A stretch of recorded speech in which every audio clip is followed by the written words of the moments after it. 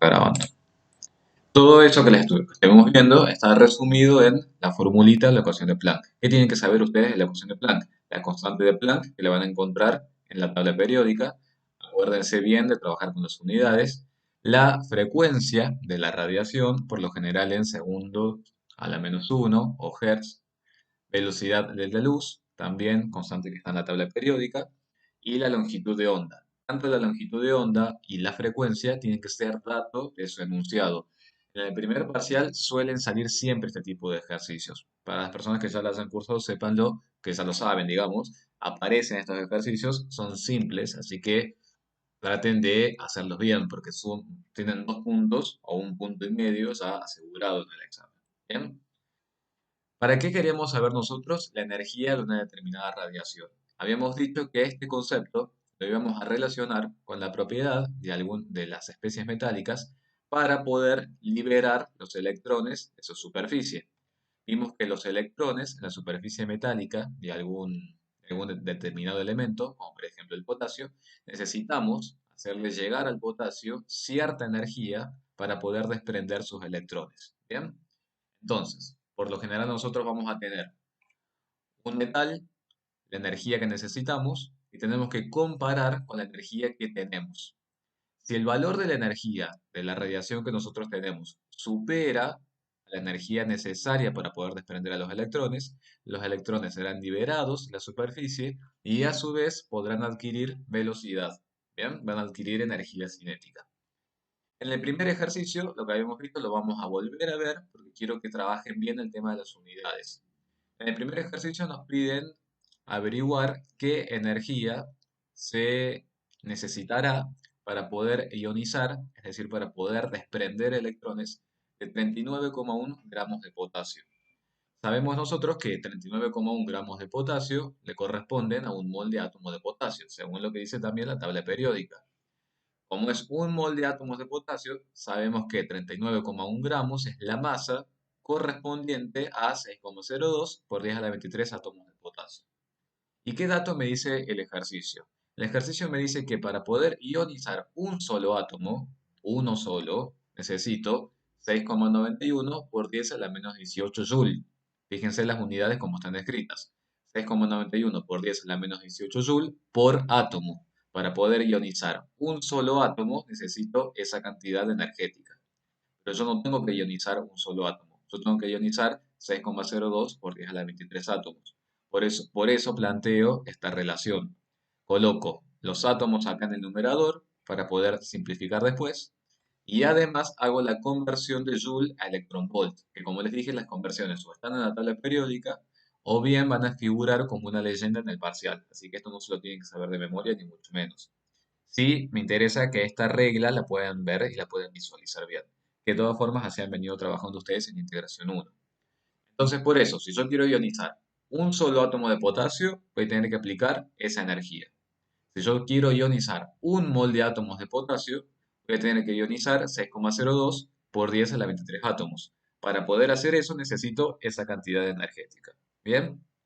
Un ejercicio bastante simple. Veamos este otro ejercicio. Ustedes acá de todas formas tienen anotado el número del ejercicio y la página. Vamos por cualquier cosa.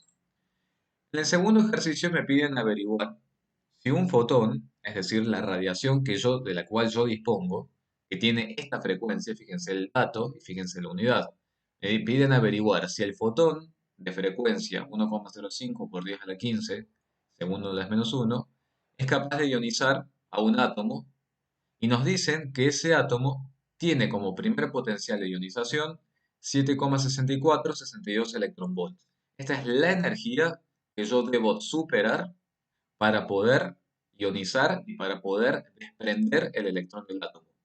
Todo lo que tengo que hacer en este caso es poder ver qué energía está asociada a esta frecuencia para poder comparar con la energía que le corresponde al átomo. ¿Se entiende esa comparación? ¿Alguna duda hasta ahí?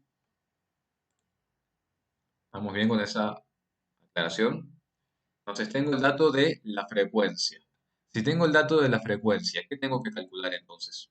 Para poder comparar con los electronvolts. ¿Qué tendré que calcular? Si tengo la frecuencia de la radiación, tengo que calcular la energía, exactamente. Vamos a calcular entonces la energía del fotón. Si tengo que calcular la energía del fotón y tengo como dato la frecuencia, ¿qué variante de la formulita de Planck voy a utilizar? Voy a utilizar la primera variante, porque en la segunda variante la podría utilizar, pero necesitaría saber la longitud de onda y nada más. Acaso tengo la frecuencia, entonces simplemente utilizo la primera versión de la formulita. Entonces, primer potencial de ionización es la energía que necesitas para poder desprender el primer electrón, exactamente, de un átomo en su estado gaseoso. Ese es el primer potencial de ionización. A medida que vas desprendiendo electrones, vas a poder avanzar hacia segunda energía de ionización, tercera energía de ionización, y obviamente van a variar entre ellas, porque eso depende mucho del nivel energético en el cual se encuentre el electrón. Bien, ¿cómo calculamos la energía del fotón? La energía igual a la constante de Planck. Fíjense, después ustedes corroboren. Es este dato con esas unidades, joule por segundo. La frecuencia, el dato que tenemos del enunciado. Fíjense las unidades, segundos a la menos uno. Segundos a la menos uno. Con segundos, esto se puede simplificar. Entonces, como corresponde, el valor de la energía queda en joule. Bien, siempre revisen que las unidades les queden como les tienen que quedar. ¿Estamos? ¿Qué tendré que hacer después? ¿Yo con qué dato lo tengo que comparar? Tengo que comparar con los 7,64, que es el potencial de ionización del átomo. Entonces, el valor de Joule que yo encontré lo tendré que convertir a electronvolt. ¿Cómo? Haciendo uso de esta primera conversión que teníamos acá. Entonces, si yo calculé esta cantidad en Joule, ¿qué voy a decir? Un electronvolt equivale a esta cantidad de Joule. Simplifico, hago los cálculos y obtengo 4,29. Quiere decir que la energía con la cual yo voy a irradiar la superficie metálica va a ser 4,29 electronvolts. ¿Y cuánto necesito yo para poder desprender el electrón, el primer electrón? Necesito 7,64. Exacto, ¿me va a alcanzar entonces la radiación que yo tengo? ¿Qué les parece a ustedes? No, exactamente. No alcanzará la radiación. Entonces, ¿qué voy a decir como conclusión? ¿Qué van a tener que ustedes fundamentar en el parcial? El fotón, el fotón no es capaz de ionizar al átomo. ¿Por qué? Porque no supera el potencial de ionización. Recuerden que todo tiene que estar justificado en el examen. ¿Estamos? Háganse los cálculos y después escriben la respuesta. ¿Alguna duda? Casi les diría que es uno de los primeros ejercicios del parcial. ¿Algo que quieren consultar acá? Muy bien. Fíjense este otro ejercicio, que creo no sé si está en la guía, porque por algo escribí ejercicio de aplicación, pero bueno, vamos a leerlo. Una radiación de longitud de onda 300 nanómetros incide sobre la superficie metálica de un trozo de metal, siendo 5,93 por 10 a la menos 19 joule la energía necesaria para lograr el desprendimiento de un electrón.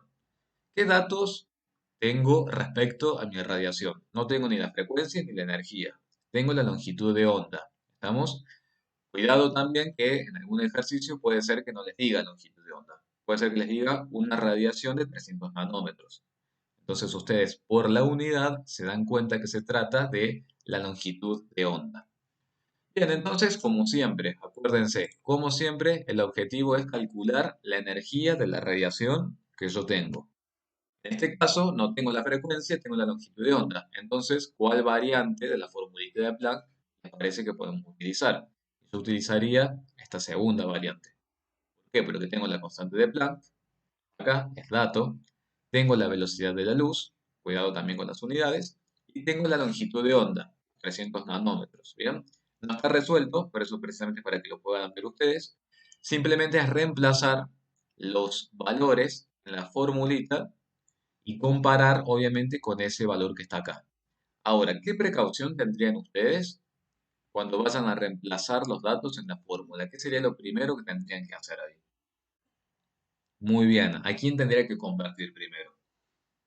Muy bien, perfecto. La longitud de onda, los nanómetros, lo tienen que convertir en metros. Exactamente. ¿Por qué? Porque tienen la velocidad de la luz en metros por segundo. ¿Estamos? ¿Está claro hasta ahí? ¿En qué unidades les va a quedar el resultado? Joule, muy bien, les van a quedar en Joule porque están calculando energía. Por lo tanto, fíjense que en este ejercicio no les hace falta hacer la conversión a electron volts, porque tienen que comparar con un valor en joule. Todas esas cosas que aparecen por ahí, obviedades, lo que les estoy contando, son errores que se suelen ver en los exámenes. Bien, hacer mal las conversiones, eh, introducir los valores con las unidades incorrectas en la fórmula, son todas cosas que se ven en los exámenes. Así que bueno, se los voy anticipando porque es un buen ejercicio para ya asegurarse eh, el buen puntaje. Bien, Brandon, hagan la conversión y seguramente va a ser un número mucho más chico, por supuesto. Kevin, sí, se puede usar la regla de 3. Sí, se puede usar la regla de 3, exactamente. La conversión a nanómetro es a la -9. Bien, entonces bueno, hagan la conversión de los 300 nanómetros a metros y creo que les queda así, ¿no? A la -7 puede ser. Revisen el cálculo que hizo Brandon. Creo que sí les queda así. Tienen 300 nanómetros. Así que bueno, si alguien lo puede revisar, perfecto.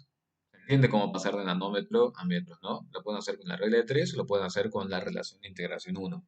En el caso de química, a mí me da igual cómo lo hagan, mientras hagan bien las conversiones. Revisen entonces, Brandon hizo el cálculo, lo pasó a metros y le quedó 3 por 10 a la -7 metros. Y Santiago lo acaba de verificar. Así que cualquier cosa, tienen los datos para hacer el cálculo.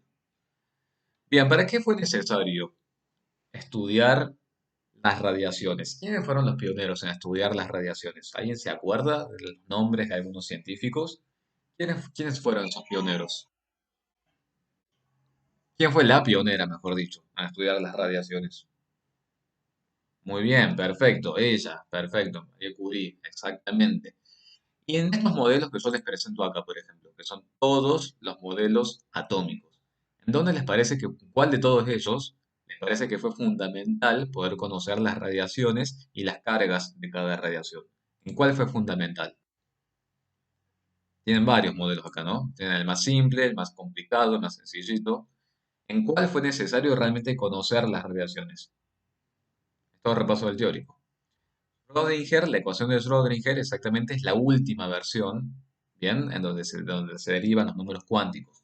Pero antes de Schrödinger, no sé si lo estoy pronunciando bien, antes de esa ecuación de Schrödinger, hay un modelo atómico que marcó una bisagra, para el cual sí o sí tuvieron que utilizar todo el conocimiento que aplicó Marie Curie y demás. ¿Cuál fue el modelo atómico en donde se permitió saber que en los átomos existía un denso conglomerado llamado núcleo? Muy bien, Josefina y Kevin, en el modelo de Rutherford, ¿bien? O Rutherford, como quieran decirlo. Ese modelo marcó una bisagra con los modelos anteriores. Ese modelo que empezó a afirmar que en los átomos ustedes podían encontrar un denso conglomerado en donde se concentraba, ¿qué cosa además? La mayor parte de la carga, ¿qué cosa? En el núcleo. Positiva, muy bien. ¿Y qué más? ¿Qué más se concentra ahí en el núcleo? La masa, exactamente, la masa, bien. Y los electrones, en ese momento, hasta ese momento no se había hablado mucho de los electrones, simplemente se dijo que los electrones se encontraban alrededor de ese núcleo y después, con el avance de los otros modelos atómicos, se pudo llegar a hablar de los orbitales, ¿bien? Entonces, para que ustedes tengan esa visión en su cabeza, si no se conocía que existía un núcleo, nunca se iba a poder hablar de la posición probable en la cual están los electrones. ¿Estamos? Es decir, todo lo que sabemos hasta hoy, hasta el modelo actual, nunca se hubiera podido saber si no existía esa bisagra con el modelo de Rutherford y todo el estudio de las radiaciones hecho por Marie Curie, sobre todo. ¿Se entiende cómo tiene que hacer la relación de los conceptos? ¿Qué sabemos de los electrones entonces hoy, en el modelo atómico actual, hoy 2020? Sabemos que ocupan posiciones probables. Sabemos que cada electrón tiene como una dirección adentro del átomo. Y que esa dirección adentro del átomo está definida por quién? Por los números cuánticos. ¿Ustedes se acuerdan cuando veíamos, bueno, los que están recursando, los que me han tenido en álgebra o en química, saben que siempre hago la misma relación, porque me parece que es el modo más comparativo para poder verlo, que era la matriz de coordenadas de un vector dentro de un espacio vectorial. Bien, creo que ya se los he dicho a ustedes también en álgebra. Matriz de coordenadas de un vector, de un polinomio en un espacio vectorial que me decía, la ubicación de ese vector dentro del espacio vectorial. ¿Se acuerdan de todo eso? ¿Qué son los números cuánticos entonces? Los números cuánticos serían como la matriz de coordenadas del electrón. Si yo conozco los números cuánticos del electrón, es muy posible que sepa en dónde está ese electrón dentro del átomo. ¿Se entiende para qué sirven los números cuánticos? Es la dirección de los electrones dentro del átomo. ¿Bien? Pero acuérdense que siempre se encuentran alrededor del núcleo. ¿De qué tipos de lugares hablamos que ocupan posiblemente los electrones? ¿De qué tipo de lugares hablamos? O sea, en un momento se habló de órbitas y finalmente en el modelo atómico actual se habló de los orbitales. Muy bien. Todo eso se encuentra entonces definido por los números cuánticos y para hablar de los números cuánticos tenemos que saber que existen niveles de energía. Cada nivel de energía tiene una forma geométrica que le es característica. Y a su vez, cada nivel de energía, ustedes también se deben haber visto, que tiene subniveles de energía. Y que a su vez, para poder conocer la configuración electrónica de un átomo, necesito saber cómo los electrones ocupan todos esos niveles y subniveles de energía y que existe una regla práctica para poder realizar la configuración electrónica. ¿Bien? ¿Cómo se llama esa regla práctica? ¿Con qué nombre lo vieron? ¿Cómo se llama? La regla de la diagonal. Lo tienen que haber visto bajo ese nombre, ¿cierto? Exactamente. Fíjense que cómo comenzaría siempre el llenado de los niveles en una configuración electrónica típico. 1S, 2, 2S2, 2P6, 3S2, 3P6. ¿Qué indica el número entero? Por ejemplo, en el 1S. Significa que esos electrones, por ejemplo, en el caso de este elemento químico, esos primeros dos electrones van a ocupar el primer nivel de energía y dentro de ese primer nivel de energía van a ocupar el subnivel S. Cada subnivel S únicamente puede ubicar a dos electrones. Luego seguirá con el nivel 2, luego seguirá con el nivel 2P. ¿Cuál es la diferencia principal entre el nivel 2 y el nivel 1? En el nivel 1 únicamente yo puedo encontrar un único subnivel. En el nivel 2 yo puedo encontrar varios subniveles, o mejor, yo puedo encontrar dos subniveles. ¿Estamos? ¿En qué se diferencia un subnivel del otro subnivel? ¿Se acuerda? Ahora vamos a ver después, pero para ver si alguien se acuerda. Antes del apantallamiento, que eso tenemos que ver también hoy, ¿cómo son los orbitales S? ¿Son de qué forma? Orbitales S, ¿se acuerdan? Muy bien, exactamente, tienen esa forma geométrica, bien esféricos. ¿Cómo son los orbitales P? Bueno, esos sí son más difíciles de escribir, lo vamos a ver directamente con una figura. Si tengo figura, bueno, no tengo acá figuras de los P, pero bueno, son los que se presentan como hacia arriba y hacia abajo, ¿bien? Lobulares, exactamente. Y luego seguirán las otras configuraciones también para los orbitales D. ¿Qué es lo importante en los ejercicios de configuración electrónica? Como yo les dije, son ejercicios teóricos. Lo importante es que puedan aplicar bien la regla de la diagonal y que puedan diferenciar bien estas cuestiones que están acá. Como por ejemplo, en la configuración electrónica de un elemento. ¿En qué se tienen que fijar ustedes? En el número atómico del elemento. Recuerden el número atómico, les dice la cantidad de protones y la cantidad de electrones. Bien, con el número básico, la diferencia, ustedes podrían saber la cantidad de neutrones. Hay ejercicios simples de ese tipo, están en la guía. Si quieren, pueden verlos, no los hacemos porque son muy básicos. Fíjense que en el caso de este elemento químico, hicimos toda la configuración electrónica. ¿Y qué podemos llegar a ver de esta configuración electrónica? Que el nivel energético más externo, la capa más externa que ustedes tienen, desde el núcleo, es el nivel 6. ¿Bien? Esto es lo que yo les estoy diciendo. Fíjense, desde el núcleo de ese denso conglomerado, los últimos electrones, que es el último electrón que queda para esta configuración electrónica, en este caso cuando se forma un cation, fíjense que queda en el nivel 6. Y algo también importante, la configuración electrónica de un átomo neutro obviamente no va a ser la misma que la configuración electrónica de un cation o de un anión. En la configuración electrónica del átomo neutro, ustedes ubican todos los electrones según la regla de la diagonal y cuando hacen la configuración electrónica del cation o del anión tendrán que quitar o agregar electrones. Esto es muy importante cuando veamos enlace iónico, porque en el enlace iónico los electrones se pierden o se ganan, y eso afecta a la configuración electrónica. ¿Bien? ¿Estamos hasta acá con esto? Son ejercicios simples de cómo hacer la configuración electrónica. ¿Alguna duda con eso? Bien. ¿Cómo vamos a hacer entonces para poder definir a un electrón dentro de un átomo? Habíamos dicho que para poder definir a un electrón dentro de un átomo necesitamos conocer los números cuánticos. ¿Cuáles son los números cuánticos que nosotros tenemos? El principal, que simplemente me indica el nivel de energía. Bien, simplemente me indica el nivel de energía. Acá me pregunta, ¿por qué el 6s2 es el más externo, pero no el último en configuración electrónica cuando lo escribimos? El llenado de los electrones, según la regla de diagonal, respeta un principio en cuanto a la energía de los niveles. Entonces, si vos te fijas, cuando vas de 4D, 5P, pasás a 6S y después recién vas a 4F. Los llenas de ese modo por contenido energético. ¿Bien? Por eso se llena de esa forma. De todas formas, 6s2 o 6s1 es el nivel energético más externo. Más de que no tenga el mismo nivel energético que los otros, pero es el más externo porque es la capa más alejada del núcleo. ¿Bien? Por eso existe la regla de la diagonal, porque es un modo de poder llenar los electrones en los átomos según el contenido energético de los niveles. Números cuánticos, entonces. Les estaba diciendo que justamente lo que me estaban preguntando acá. Por ejemplo, para el caso del 6s1, ese que está acá. ¿Cuál sería el nivel energético más externo? El 6. ¿Cuál sería el número cuántico principal para ese electrón?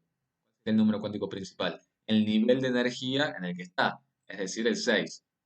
¿Qué me indicará el número cuántico secundario? Número cuántico secundario. Así como el número cuántico principal me habla del nivel de energía, el principal nivel de energía, el número cuántico secundario representa el subnivel. ¿Cuáles dijimos que podían ser los subniveles? ¿Cuáles dijimos que podrían ser los subniveles? Muy bien, perfecto Juan y perfecto los que van respondiendo. Recuerden, los niveles principales son los números enteros. Los subniveles son todas las letras que ustedes van conociendo. El número cuántico principal es el número 1, 2, 3, 4, 5, 6. El número cuántico secundario serán números asociados a S, a P, a D y a F. Fíjense ahora qué pasa cuando voy al número cuántico magnético. Dijimos también que el número cuántico secundario, que representa a un suborbital o a un subnivel, dijimos que entre ellos se diferencian por su forma geométrica. El número cuántico magnético está relacionado con la forma geométrica que tiene el orbital. Es la disposición geométrica del orbital en el espacio. Ahora la vamos a ver en un ejemplo. Y el spin simplemente hace referencia al giro del electrón. Ustedes tienen que haber visto cuando llenan, digamos, no me gusta decirle que ciencias cuánticas, pero cuando van llenando los distintos niveles y subniveles, cómo los van ubicando en los distintos niveles de energía, en cada rayita que van haciendo. ¿Se acuerdan cómo lo hacen eso? Lo tienen que haber visto en el teórico. Perfecto, más allá de desapareados, exactamente que es otra reglita que tienen, los ubican de a dos, ¿bien? Desapareados y después apareados, ¿bien? Pero los van ubicando de a dos en cada subnivel, ¿bien? En cada subnivel ustedes los van ubicando de a dos. Entonces, si los van ubicando de a dos, quiere decir que un electrón tiene que tener un giro en el sentido horario y el otro electrón tiene que tener un giro en el sentido antihorario. Por eso decimos que nunca hay dos electrones que tengan exactamente el mismo juego de números cuánticos. Si coinciden en todo, en el principal, en el secundario y en el magnético, tienen que diferir en el número cuántico de spin. Si un electrón gira en este sentido, el otro electrón tiene que girar en el sentido inverso, ¿bien? Si uno va así, el otro tendrá que ir así. ¿Entienden? Vamos a ir a un ejemplo directamente, así lo pueden ver bien con las configuraciones geométricas. Vamos a hacer para el mismo, para el lutecio, fíjense, vamos a trabajar con el 6s1. 6s1. Veamos, ¿qué dice? A ver, ¿dónde estamos en 6s2? 6. Bien. Acuérdense, ubicamos al electrón. Díganme, número cuántico principal, nivel de energía en el que está el electrón. Muy bien, 6, perfecto. Vayamos del principal, ahora tenemos que ir al secundario. ¿Qué me dice el secundario? Según la regla matemática, ¿qué valores podría ocupar el secundario? Desde cero hasta, ¿qué cosa? El secundario. Puede ir desde cero hasta n-1, ¿bien? Desde cero hasta n-1. Quiere decir que si el número cuántico principal es 6, el secundario podría ser desde cero hasta 5. ¿Están de acuerdo? Bien. Ahora, ¿qué dijimos también? Saliendo de la matemática. El número cuántico secundario está relacionado con el subnivel. ¿Bien? Este electrón 6s1, ¿en qué subnivel se encuentra? En el S, exactamente, se encuentra en el S. Y para los subniveles S, el número que le corresponde del número cuántico secundario es el 0. Por eso decimos que el 6s1 se encuentra en un número cuántico principal 6. Como está en un subnivel S, le corresponde un L de 0. Como el m, que es el número cuántico magnético, está relacionado con la forma geométrica del orbital, y como el s únicamente es esférico y no admite otras variantes, el m también va a ser cero, y el número cuántico de spin va a ser más menos un medio, porque podrá ser más un medio o podrá ser menos un medio. Bien, entonces esto también en su filmina márquenlo bien, porque por lo general trabajamos con estos subniveles. Recuerden, cuando su electrón esté en el subnivel S, estará en un orbital esférico. Por lo tanto, el número cuántico L, que le corresponderá será 0, y el número cuántico magnético también va a ser 0. ¿Estamos? Porque el suborbital S no admite varias configuraciones geométricas. ¿Alguna duda con ese? Vamos a ir al otro, que se ve un poquito mejor toda la variante geométrica. ¿Alguna duda con el 6s1?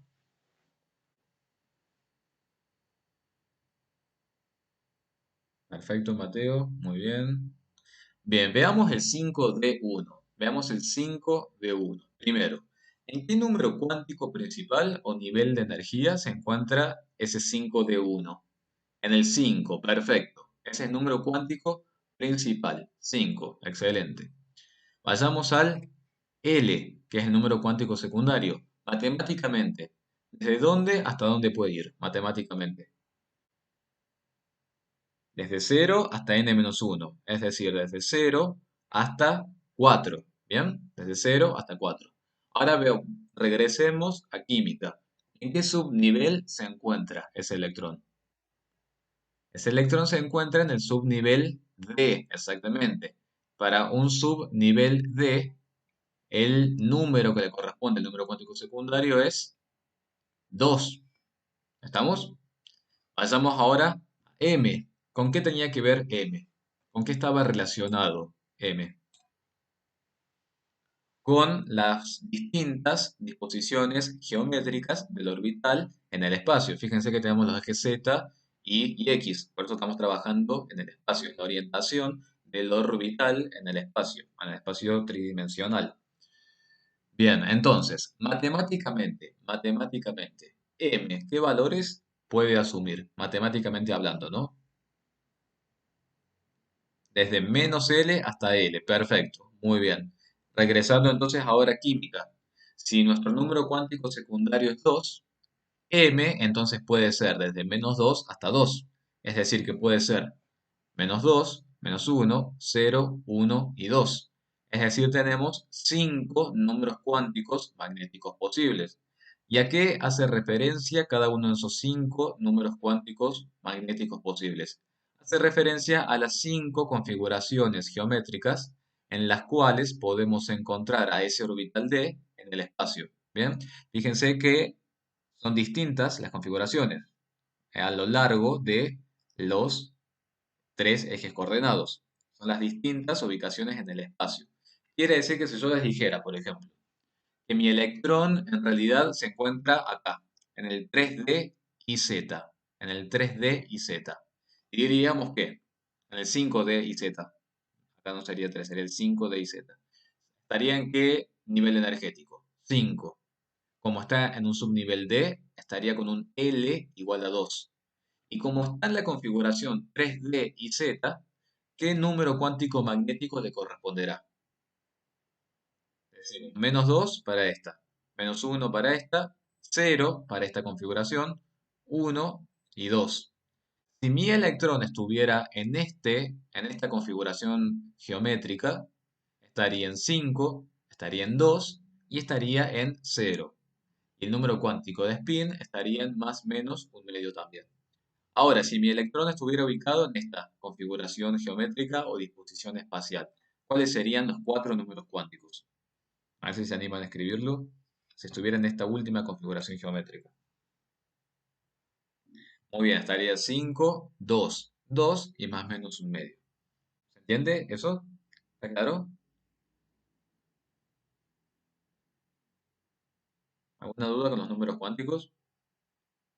Si fuéramos en el pizarrón les haría más ejercicio, pero bueno, vamos a ver si podemos hacer otro más. A ver para el 2P6, Rafael, lo vas ubicando desde menor a mayor. De menor a mayor, esto lo tenés que tener, digamos, como dato. En el caso del subnivel T, en el caso del subnivel P, no, porque es más fácil. Pero en el caso del T, esto sí lo tenés que tener como dato y saber que primero tenés el 5 de x cuadrado y cuadrado, después tenés el 5 de x y, pero esto sí lo tenés que saber. O sea, lo tenés que tener como dato, no lo tenés que saber de memoria. ¿Bien? Por eso vamos a ir, eh, por ejemplo, algo más sencillo. Si yo les pidiera que me caracterizaran, que también se dice así, caracterizar un electrón, a un electrón ubicado, por ejemplo, en un 2p. Si estuviera alguno de estos electrones que está acá. Caractericemos alguno de estos 6 electrones. ¿Cuál sería el número cuántico principal? 2. Muy bien. Está en un subnivel P. Por lo tanto, ¿cuál es el número que le corresponde para el subnivel P? 1, exactamente. Entonces está en 2, está en 1. ¿Cuál será el número cuántico magnético? ¿Cuáles son las variantes que puede haber para el número cuántico magnético? Menos 1, 0 y 1. ¿Bien? ¿Con qué estaba relacionado eso? El menos 1, 0 y 1. Con las formas que ese subnivel P tiene en el espacio. ¿Bien? Si se dispone sobre el eje Z, sobre el eje Y, sobre el eje X. Entonces, dependiendo si está sobre el eje Z, sobre el eje Y o sobre el eje X, será que estará en menos 1, estará en 0 o estará en 1. Y nada más. ¿Se dan cuenta cómo lo tienen que ir viendo? Y obviamente spin será más o menos un medio. ¿Está claro? Bien. A ver si podemos hacer ese ejercicio que está ahí. ¿Qué exponente, Kevin?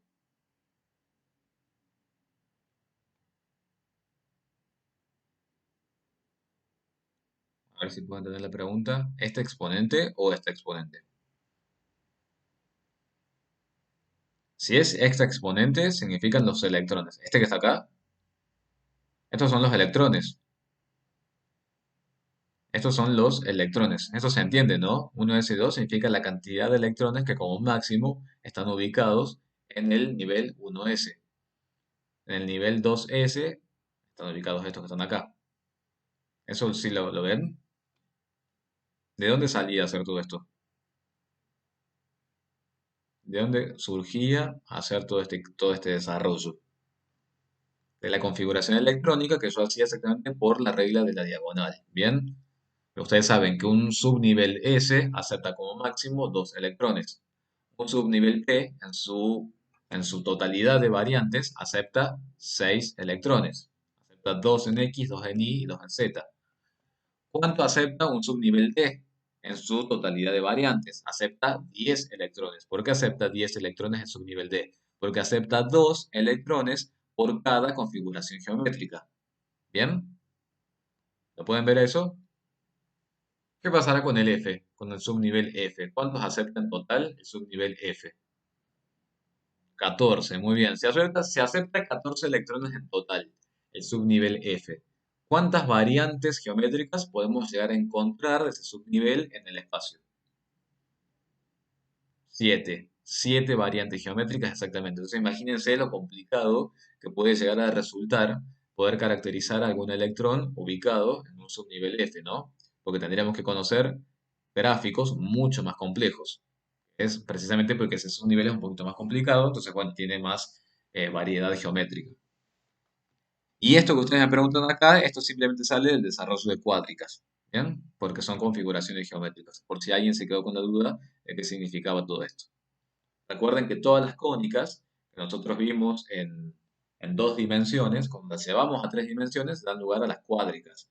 Y esos cuerpos tridimensionales son los que dan lugar precisamente a las formas de todos estos orbitales. Pero de todas formas, no sé si llegaron a ver cuádricas en álgebra, en la parte teórica. Así que bueno, tienen que estar viendo el análisis 2 igual, me parece. Vayamos entonces a los números cuánticos, eh, estos ejercicios. Hay algunos ejercicios típicos que suele haber en los exámenes, son preguntas de verdadero y falso, que simplemente para decir si es correcta o no es correcta un determinado juego de números cuánticos. Veamos el primer ejercicio. ¿Por qué les parece que es correcto el primer juego de números cuánticos? Tenemos nivel uno, perfecto, z cero, m también tiene que ser cero y el spin puede ser un medio. ¿Qué tipo de geometría tendrá el orbital en el que esté ese electrón? Muy bien, va a ser una geometría esférica, exactamente, muy bien.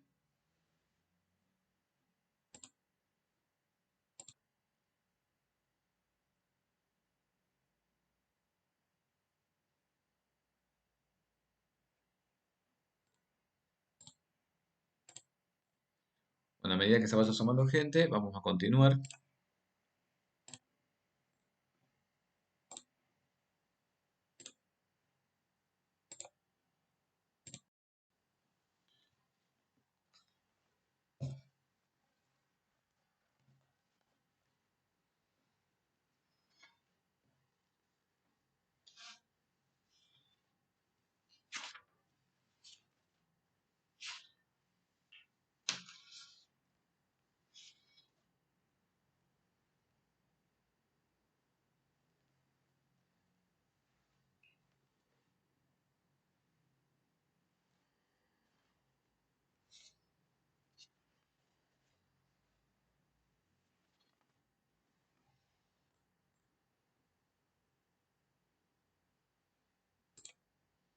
Ulises me pregunta la del lutecio, sí. Vamos a ver la del lutecio, acá está.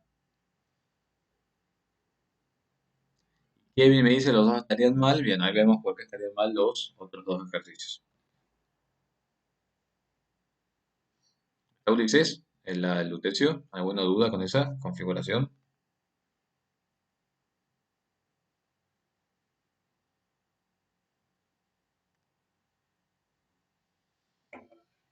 Bien, a Kevin, que me preguntaba, que está perfecto, ¿por qué estarían mal? Vamos a analizarlos. A ver, si un electrón tiene un número cuántico principal de 2, ¿cuáles serían los subniveles que podría tener un número cuántico principal de 2? Si está en el nivel 2, ¿cuáles son los únicos subniveles que puedes llegar a ver? El S, que es el esférico, y los lobulares P. Para un S corresponde un L de 0, ¿bien? Y para un P corresponde un L de 1, ¿estamos? Y acá estamos hablando de un L igual a 2. Por eso estaría mal, porque acá me estaría diciendo que mi electrón se encuentra en qué subnivel. En D, exactamente, y eso no es posible, porque en el nivel cuántico principal 2 no existe un subnivel D. ¿Se entiende? Veamos por qué está mal el último. ¿Por qué les parece que está mal el último jueguito de números cuánticos? Muy bien, por el número de spin. ¿Y los anteriores estarán bien? L y M.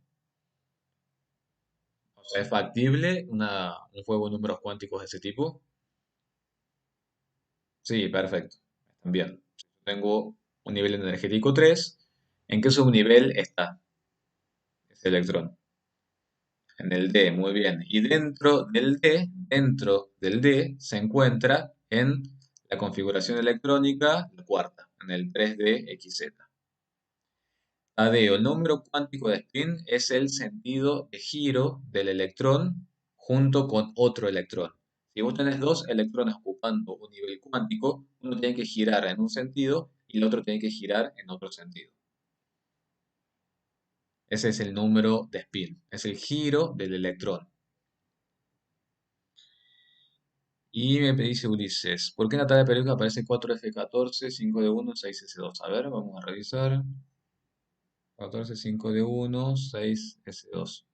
A ver, vamos a revisarlo con la regla de la diagonal. Si no, ya preguntaré qué pasó en la tabla. A ver, tenemos. Díganme si, según la regla de la diagonal, ¿está bien? Yo estoy revisándolo también. Tenemos 5F6, 5S2, 4F14, 5D1. Tiene que haber algo en la tabla, entonces. Debe estar mal en la tabla periódica.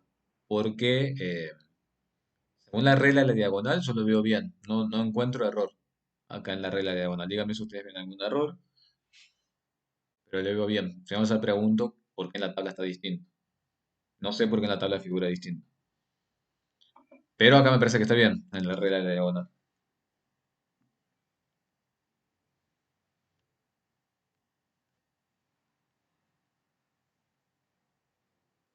¿Entendió esto o no? ¿Está bien? Genial. ¿Al resto? ¿Todo bien? Ya voy a preguntar a Ulises por qué figura distinto en la tabla. Vos sabés que no sé por qué figura distinto en la tabla. Ya le voy a preguntar a la profe del teórico, para ver si ella me puede decir por qué. Porque bueno, puede, a lo mejor que eso justo es una excepción y bueno, yo sin saber que es una excepción utilicé ese ejemplo, pero no creo. Pero bueno, cualquier cosa le pregunto al profe teórico a ver qué me dice. Bien, entonces, hasta acá que hemos visto. Hasta acá que hemos visto. Resumiendo esta primera parte de estructura atómica. Hemos visto que desde la primera concepción del átomo fueron atravesándose varios modelos atómicos hasta llegar al modelo actual. El modelo actual principalmente que establece. Establece posiciones probables en donde se puedan encontrar los electrones, que esas posiciones probables están fijadas por los números cuánticos y que los números cuánticos surgen precisamente de una resolución de la ecuación de Schrödinger. ¿Bien? Eso es lo que estuvimos viendo, cómo poder identificar un electrón, cómo poder hacer las configuraciones electrónicas.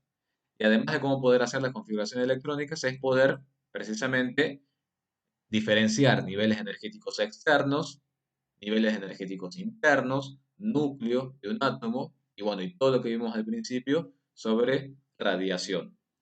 Este esquema, por ejemplo, que no es un esquema válido en el sentido de que no son todos los niveles así esféricos, pero sí es una buena representación como para poder ver qué tan cerca o tan lejos estoy del núcleo. ¿Por qué les digo eso? Porque ahora tenemos que empezar a ver qué pasa con los electrones que están más cerca del núcleo respecto a los electrones que se encuentran más alejados del núcleo.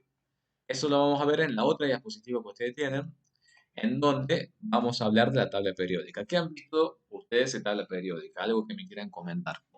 Algo de la tabla periódica. ¿Qué han visto? ¿Para qué sirve la tabla periódica? ¿Y qué tiene la tabla periódica? En la tabla periódica se encuentran la mayor parte de los elementos químicos. ¿Bien? Fíjense que a medida que se van descubriendo nuevos elementos, se va viendo en dónde los ubicamos en la tabla. Por eso estos elementos a lo mejor en algunas tablas periódicas no les aparecen. ¿Para qué también es importante poder entender la tabla periódica de los elementos? Para poder hacer un análisis de las propiedades. ¿Qué información leo en cada recuadro? ¿Qué información puedo leer en cada recuadro? Número cuántico, no, número cuántico. El número atómico, el número másico. ¿Qué otro dato más le figura en su tabla periódica? La electronegatividad, los estados de oxidación también le figuran en algunos casos, exactamente. ¿Cómo están dispuestos los números electrónicos? Los números, estoy mezclando las palabras, los números, los elementos químicos, ¿cómo están dispuestos en la tabla periódica? En grupos y periodos. ¿Bien? Algo importante que ustedes tienen que tener en consideración, que es, vamos a ver si hacemos ejercicios, porque no hay en la guía de ejercicios de esos tipos, así que se los voy a subir su autogestión, que en dónde tienen que ustedes prestar especial atención en los elementos que se encuentran acá.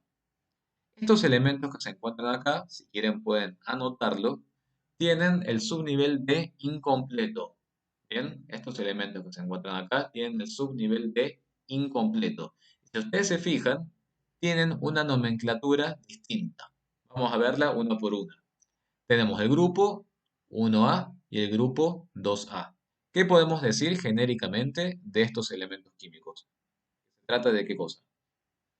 De metales alcalinos, excepto el hidrógeno, obviamente, metales alcalinos y metales alcalino-térreos. ¿Estamos? Tienen tendencia a qué cosa esos metales. Tienen tendencia a perder electrones, a ceder electrones.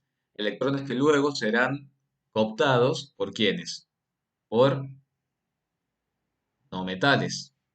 Bien, exactamente. Los no metales, si ustedes se fijan entonces, se encuentran más hacia la derecha de la tabla periódica.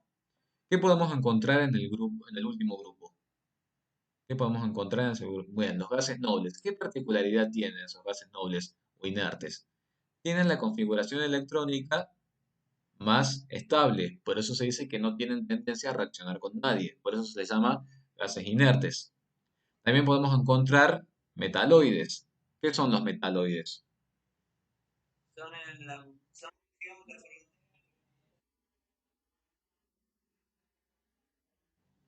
Perfecto, muy bien, perfecto. ¿Algún ejemplo que me pudieran decir de los metaloides? Perfecto, muy bien, perfecto, excelente.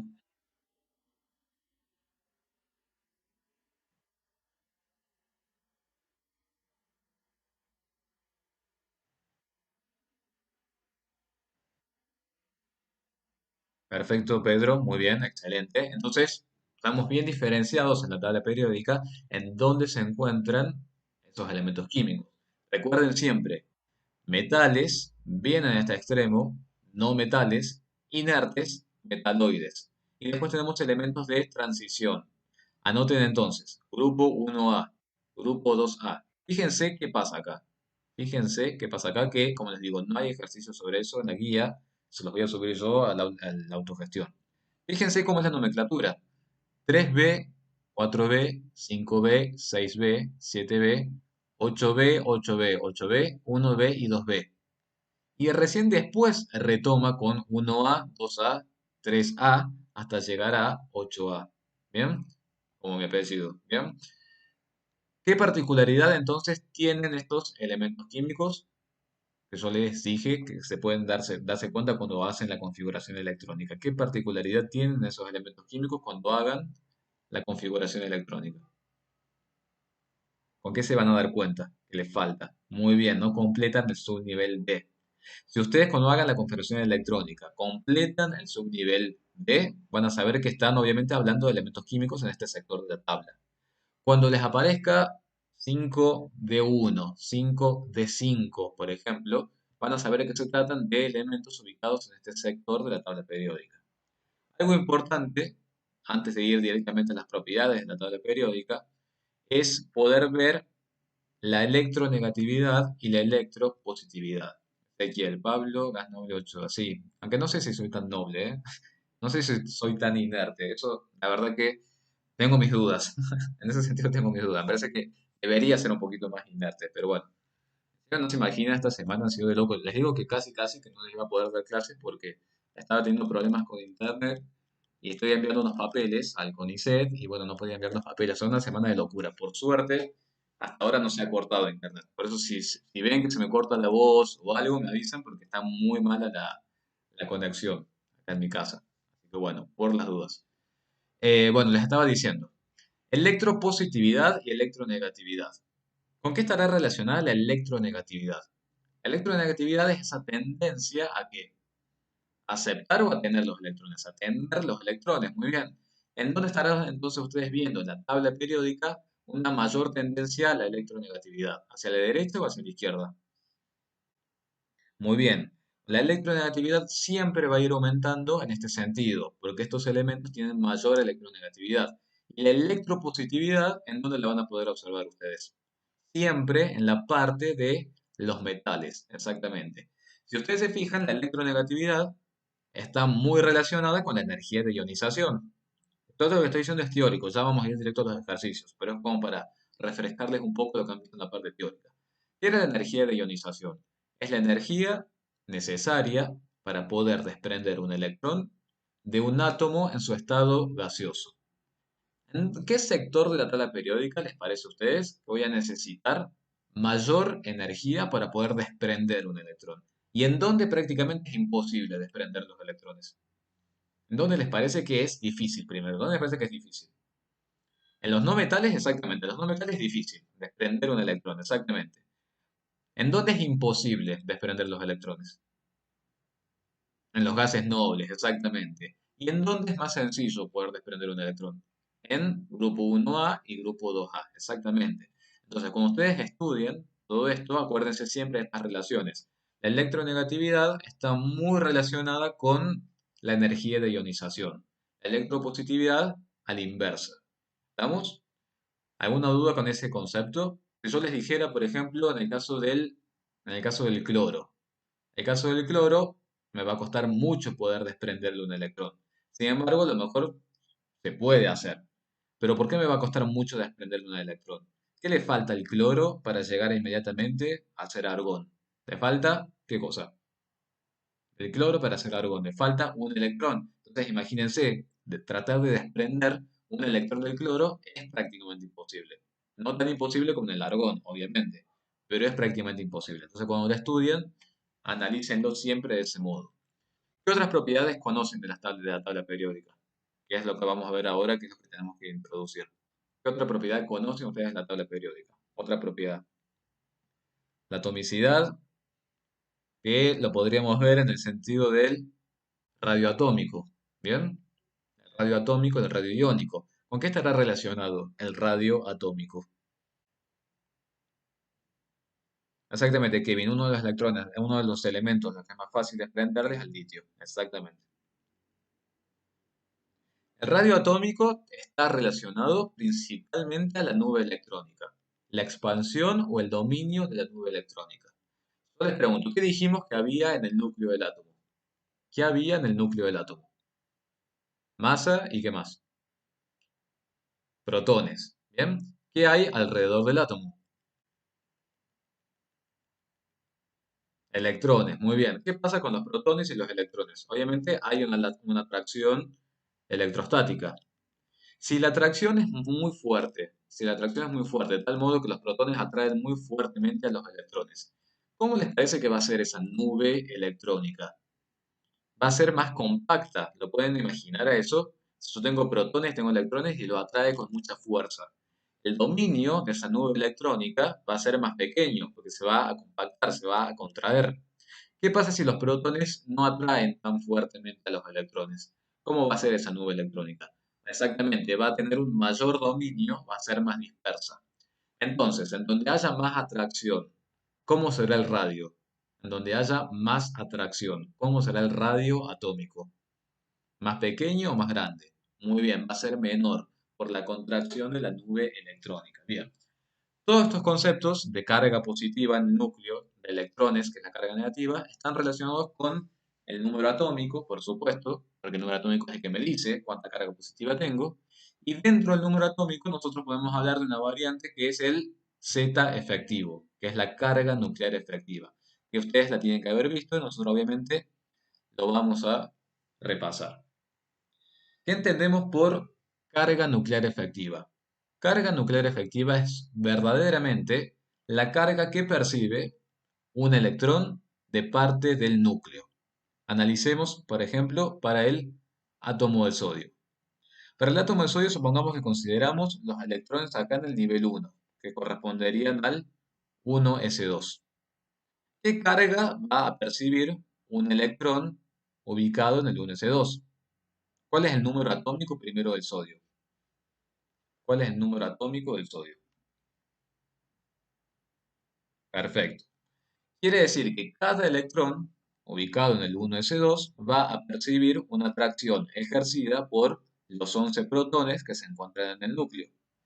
Sin embargo, esa atracción que existe entre los electrones y el núcleo, muchas veces se puede ver apantallada por la presencia de otros electrones. Bien, el núcleo no puede prestarle toda la atención a este electrón porque se encuentra apantallado por este otro electrón, como los hijos que compiten por la atención de los padres, ¿se entiende? Ese efecto de apantallamiento es el que ejercen los otros electrones. Entonces veamos, no es lo mismo hablar de un electrón en un mismo nivel, no es lo mismo hablar de electrones en otros niveles, y no es lo mismo hablar de electrones aún mucho más alejados. Por ejemplo, fíjense en el caso del nivel 1. ¿Qué pasa con el apantallamiento que ejerce un electrón sobre el otro electrón? Este apantallamiento sí se debe considerar, ¿bien? Este apantallamiento sí lo debo considerar porque es un electrón junto con otro electrón en el mismo nivel. Ahora yo les pregunto, un electrón en el nivel 3, un electrón en el nivel 3, ¿puede llegar a interrumpir o a modificar al electrón en este nivel 1 en cuanto a la tensión del núcleo? Está muy alejado. No, exactamente. En el nivel 3, los electrones que se encuentren en el nivel 3 no van a ejercer apantallamiento. ¿Estamos? El apantallamiento de este electrón con respecto a este núcleo va a estar más influenciado por este electrón que se encuentra en el mismo nivel y un poco, pero solo un poco, por los electrones en los niveles energéticos un poquito más alejados. Los que se encuentren más lejanos directamente no van a ejercer mella sobre el apantallamiento. ¿Bien? Sabrina me pregunta, el del nivel 3, este que está acá, se ve afectado por los electrones del primer nivel y segundo nivel. Claro, en ese caso sí. La atracción que el núcleo ejerza sobre el electrón en este nivel sí se va a ver interrumpida por los electrones que están acá. ¿Por qué? Porque para el nivel 3 los electrones internos serían estos electrones y estos electrones. Ahora, para el nivel 3, en este caso en este átomo no, porque el átomo es sodio, pero si hubiera un nivel 5, al nivel 3, por ejemplo, el nivel 5 no la apantallaría. ¿Entienden la lógica del concepto? Ahora le repetimos, Tomás. El resto, ¿cómo anduvo con este concepto?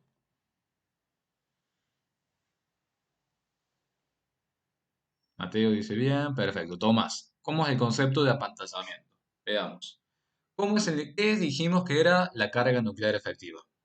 La carga nuclear efectiva es la carga positiva, que es lo que tienen que saber ustedes. Es la carga positiva que el núcleo ejerce sobre un electrón. Esa carga positiva puede estar apantallada. ¿Quién me dice la carga positiva que hay en un átomo? La carga positiva que hay en un átomo me la establece el número atómico. ¿Bien? La carga que un electrón va a percibir del núcleo es el número atómico. Ahora bien, el número atómico puede ser influenciado, la carga nuclear efectiva puede ser influenciado por el apantallamiento. ¿Qué es el apantallamiento? Consideren, por ejemplo, este electrón. Consideren, por ejemplo, este electrón que está acá. ¿Qué carga positiva va a percibir de parte del núcleo? ¿Qué carga positiva va a percibir de parte del núcleo? Este electrón 1s1. ¿Qué carga positiva va a percibir? ¿Cuánta carga positiva va a percibir? 11. ¿Por qué 11? Porque 11 es el número atómico. ¿Me van siguiendo? Bien. El electrón en 1s1 va a percibir una carga nuclear efectiva igual a 11. ¿Bien? Porque es el número atómico de ese átomo. Pero ¿qué pasa? Este electrón en 1s1 está compartiendo el nivel con otro electrón más, con el 1s2. ¿Lo van viendo todo eso? Quiere decir que esta carga, estas 11 cargas positivas, en realidad sí, lo van a traer este electrón, pero esa atracción está interrumpida o afectada por la presencia del otro electrón, por lo que este electrón va a ser atraído, pero este electrón que está acá también va a ser atraído por el núcleo. Entonces, estas 11 cargas positivas van a atraer al electrón, pero también van a atraer al otro electrón. Entonces, no es que el electrón está percibiendo exactamente las 11 cargas positivas. ¿Cuánto puede llegar a estar percibiendo en vez de 11 cargas positivas? Podrá estar percibiendo 10,9 cargas positivas. ¿Entiende? Es un poco, es un poco menos por la presencia del otro electrón. O no 10,9, 10 si quieren verlo. 10,9 es muy próximo. ¿Se entiende el concepto? Es la carga positiva del núcleo sobre el electrón. esa carga positiva es compartida por los otros electrones en el nivel interno. ¿Se entiende lo que estoy diciendo? Véanlo con la formulita. ¿Qué pasa ahora? No, 10,9 Kelvin es un ejemplo. Es un ejemplo, estoy diciendo que en vez de percibir 11 cargas positivas, percibe un poquito menos, precisamente por el apantallamiento. Ahora, ¿qué pasa cuando yo me alejo un poquito más? Por ejemplo, en este nivel, que sería el nivel 2, que es el que tiene el 2, estoy viendo bien, nivel 1, nivel 2. Supongamos que vamos acá al nivel 2. ¿Qué pasa en este nivel? Estamos un poquito más alejados. Estamos un poquito más alejados. Entonces, la carga del núcleo sobre estos electrones le puede contrarrestar un poco a este electrón, pero ya no hace tanta mella, ¿bien? Porque los electrones que están más próximos al núcleo son estos que están acá. Y ahora, un electrón mucho más alejado, por ejemplo en el nivel 3, en el nivel 4, en el nivel 5, por supuesto que va a ser atraído por el núcleo, pero al estar tan alejado del núcleo, esa atracción no va a interrumpir tanto la atracción del núcleo con los electrones más internos. Eso se trata. El apantallamiento se calcula siguiendo un par de reglas que lo van a ver en química inorgánica. En química inorgánica ustedes van a calcular con números efectivos cuánto vale la constante de apantallamiento. Entonces, ¿qué es la constante de apantallamiento? Es básicamente el número atómico, o mejor dicho, ¿qué es la carga nuclear efectiva? Es el número atómico menos una constante de apantallamiento. ¿Quiénes influyen en la constante de apantallamiento entonces? ¿Quiénes son los que influyen en la constante de apantallamiento? ¿Los electrones de qué tipo? Los electrones, muy bien. ¿Y quiénes ejercen la mayor constante de apantallamiento? ¿Qué tipo de electrones? Los electrones, muy bien, los electrones del mismo nivel, los electrones más cercanos al núcleo, son los que interfieren. ¿Se entiende lo que estoy diciendo? Esto es muy importante para que podamos ver el concepto de radio. ¿Alguna duda hasta acá? Yo no tengo ningún problema en volverlo a repetir. ¿Alguna duda hasta acá?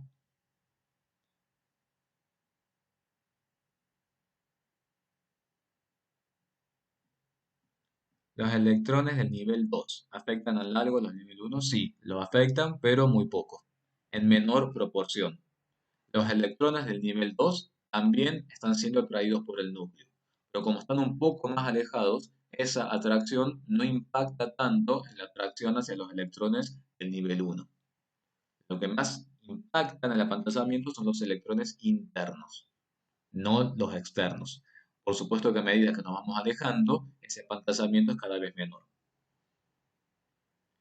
Rafael, el Z efectivo es la carga nuclear efectiva, que es la carga que un electrón percibe de parte de su núcleo.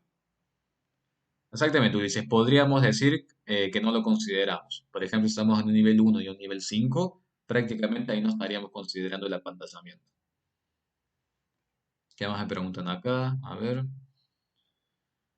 me dicen, si el apantallamiento fuese casi igual a la carga nuclear, el electrón se el electrón se desprendería con... Si el apantallamiento fuese casi igual a la carga nuclear, bien, el electrón se desprendería sin mucha energía, ¿me decís, Santiago?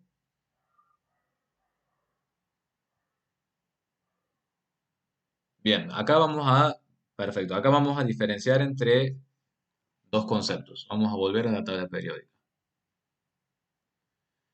Si vamos, por ejemplo, a la configuración electrónica, a ver, la configuración electrónica del berilio. ¿Cómo es la configuración electrónica del berilio? Por eso acá es donde yo digo que no hay como tener el pizarrón en el aula. ¿Cómo es la configuración electrónica del berilio? Está muy bien la pregunta que hiciste Santiago, pero si quiero tratar de respondértela. ¿Cómo es la configuración electrónica del berilio? Es 1s2, 2s2. Exactamente, muy bien. Si yo la comparara con la del flúor, por ejemplo, ¿en dónde me costaría más quitar los electrones? ¿En el flúor o en el berilio? En el flúor. ¿Por qué? Porque si yo agrego un electrón más, adquiero la configuración electrónica del neón, que es la configuración electrónica más estable. ¿Estamos? Eso por un lado. El berilio tiene más tendencia a perder los electrones y a convertirse en un catión, ¿cierto? ¿Están de acuerdo con eso? El berilio tiene más tendencia a convertirse en un catión. Sin embargo, por eso me parece muy bien la pregunta, si yo tengo, por ejemplo, un 1s2 y tengo un 2s2, yo tengo que comparar, por ejemplo, entre el 1s, supongamos que acá tienen el beridio. Tienen 1s2 y tienen 2s2. ¿En dónde les parece que me costará más poder quitar un electrón? ¿En el 2s2 o en el 1s2? Muy bien, en el 1s2 a su vez, a pesar de que sea un átomo electropositivo, a pesar de que es un átomo que tiene tendencia a perder electrones, si yo hago la comparación entre ellos, a mí me va a costar mucha más energía poder desprender un electrón del 1s2. ¿Por qué me costará mucha energía poder desprender el 1s2 y no del 2s2? Porque el 1s2, al estar más cerca del núcleo, se encuentra más atraído. Al encontrarse más atraído, más cerca del núcleo, me va a costar más poder desprenderlo. En cambio, en el 2s2, como está más alejado, entonces me cuesta menos energía poder desprenderlo. Sin embargo, obviamente, comparando con los electrones de un fluoro o de un cloro, por supuesto que estos valores van a ser bajos. Pero entre ellos tengan en cuenta que obviamente cuesta mucho más desprender de acá que desprender de acá. ¿Se entiende? Eso es lo que creo que me habías preguntado. A ver si encuentro la pregunta. Santiago, ¿se entiende? Creo que esa era la pregunta hacia donde apuntaba tu pregunta. O sea que me sigue costando liberarlo. ¿Bien? ¿Podemos hacer un ejercicio? ¿Se entiende más o menos a qué hago referencia con la carga nuclear efectiva? Kevin, sí, encendí el micrófono. Sí,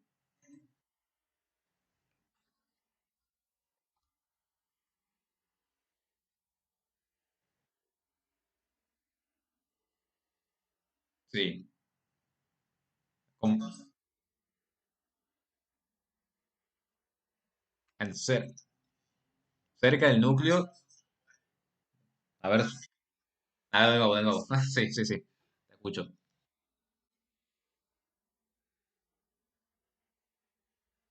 Lo, lo que están cerca del núcleo, a ver, lo que están cerca del núcleo están muy fuertemente atraídos. ¿Bien? Kevin, fíjate bien. Si yo tengo electrones en este primer nivel, están muy fuertemente atraídos por el núcleo, en comparación con los electrones que están acá. ¿La puedes ver a eso?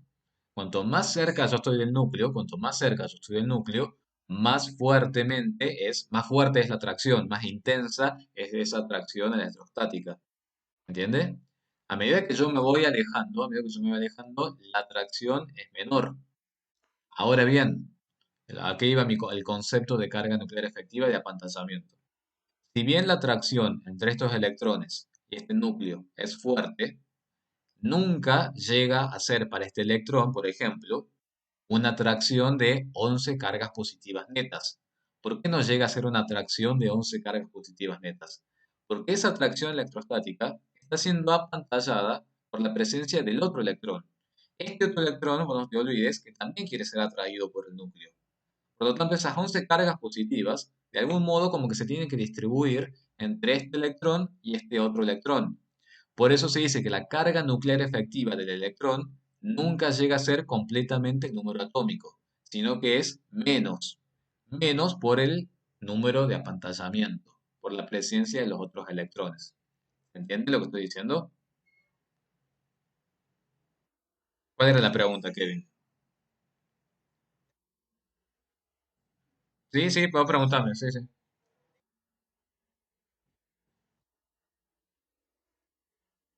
Estos electrones, estos, sí. Estos electrones también perciben una carga nuclear, pero fíjate a ver eso y les pregunto a todos, ya que estamos. Este electrón que está acá, obviamente que va a ser atraído por el núcleo.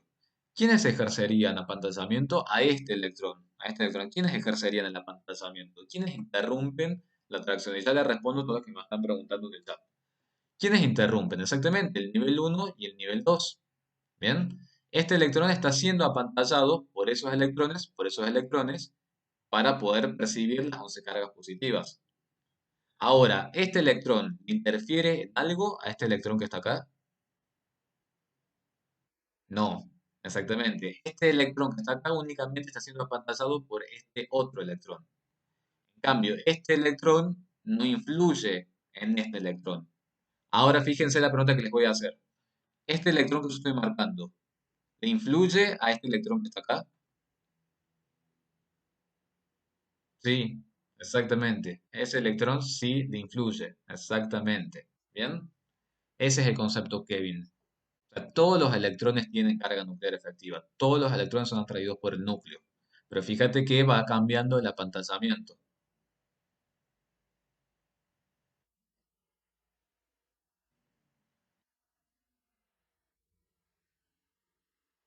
Sí,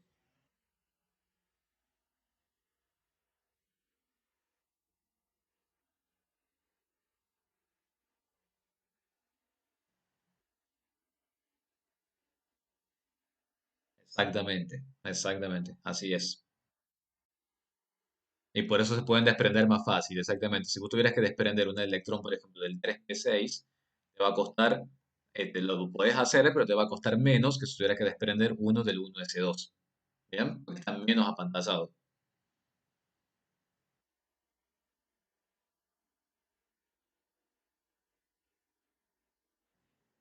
Sí, sí, dame un segundito, Pedro, ya te escucho. Quiero ver si Kevin entendió el concepto. Y ya le respondo a Victoria, que me hizo una pregunta.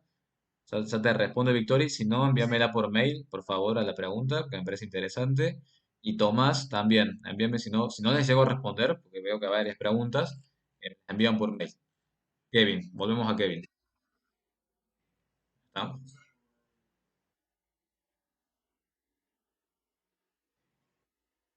Claro, voy a decir que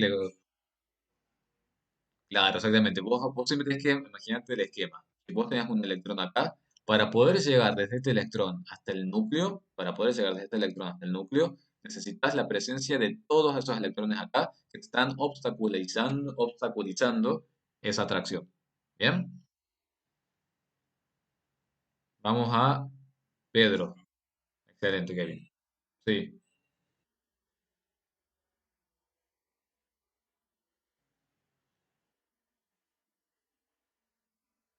claro, exactamente. Exacto,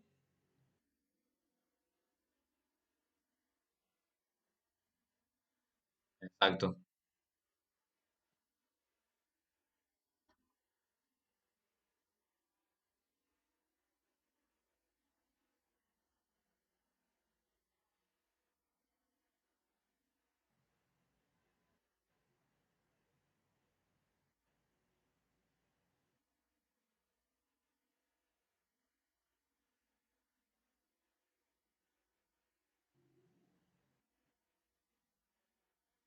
Exactamente, o sea, exactamente, o sea, se da por sentado, exactamente, se da por sentado que los electrones, como son todas cargas negativas entre ellos, obviamente que ellos tienen fuerzas de repulsión. De hecho, ese es el principio por medio del cual se generan los enlaces químicos. En los enlaces químicos, los electrones que se comparten en un enlace covalente ocupan posiciones de modo tal que la repulsión entre ellos sea mínima. ¿Bien? Y obviamente que todos ellos compiten por la atracción positiva del núcleo. Exactamente, muy bien, Pedro, la analogía con el imán.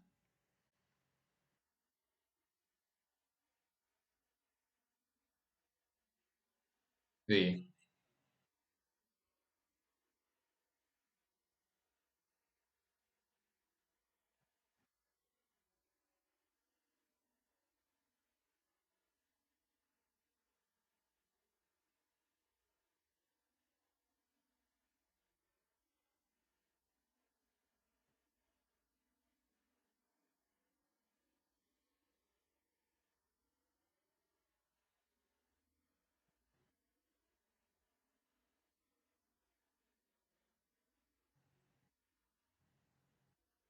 exactamente.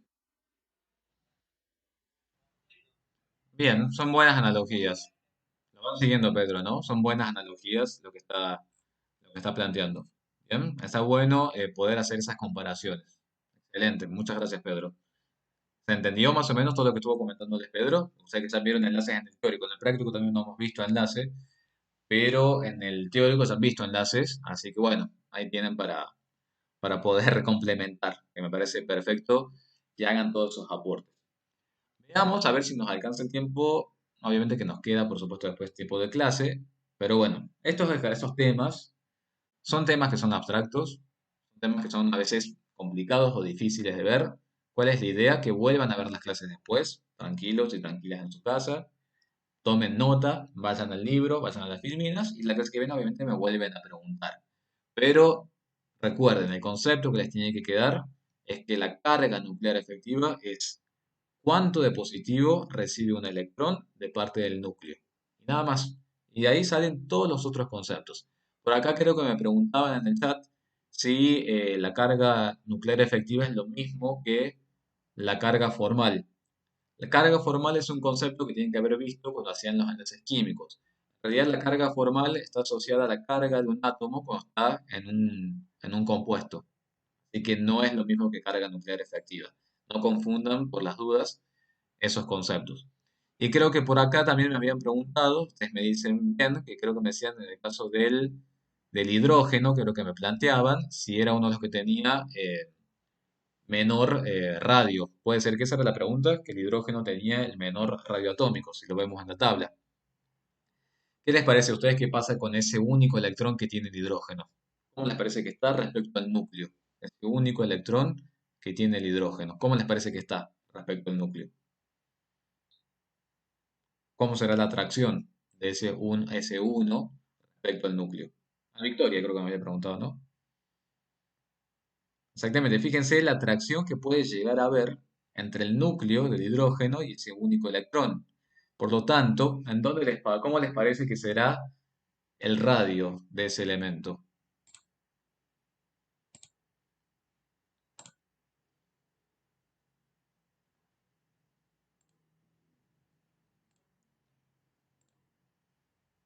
Bueno, para que vayan pensando las personas que se sumaron, ¿cómo les parece que será el radio atómico del hidrógeno? Muy compacto, tendrá mucho dominio, esa nube electrónica.